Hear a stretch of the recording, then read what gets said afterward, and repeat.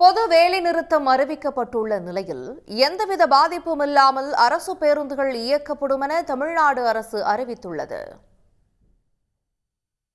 தமிழ்நாட்டில் எவ்வித பாதிப்பும் இல்லாமல் பேருந்துகளை இயக்குவது குறித்து அனைத்து போக்குவரத்து மேலாண் இயக்குநர்களுக்கு போக்குவரத்து துறை கூடுதல் தலைமைச் செயலாளர் பனீந்திர ரெட்டி அறிவுறுத்தல் வழங்கியுள்ளார். அதன்படி தினசரி கால அட்டவணையின்படி எந்தவித பாதிப்பும் இல்லாமல் பேருந்துகளை இயக்க நடவடிக்கை எடுக்க வேண்டும். பேருந்துகளை பணிமனைக்கு உள்ளேதான் நிறுத்தி வைக்க வேண்டும் என்று அவர் அறிவுறுத்தியுள்ளார். பேருந்துகள் இயக்கப்படுவதை தடுத்தால் காவல்துறையினரிடம் தகவல் தெரிவிக்க வேண்டும் என்றும், பேருந்துகள் இயக்கம் தொடர்பான தகவலை 1 மணி நேரத்திற்கு ஒருமுறை அறிக்கையாக அனுப்ப வேண்டும் எனவும் அவர் அதிகாரிகளுக்கு உத்தரவிட்டுள்ளார். பேருந்துகளை இயக்குவதற்கான மாற்று ஏற்பாடுகளை மேற்கொள்ள வேண்டும் என்று தெரிவித்த அவர், மாநிலங்களுக்கு இடையே இயக்கப்படும் பேருந்து வழித்தடத்தில் கூடுதல் கவனம் செலுத்த வேண்டும் என்று கூறியுள்ளார்.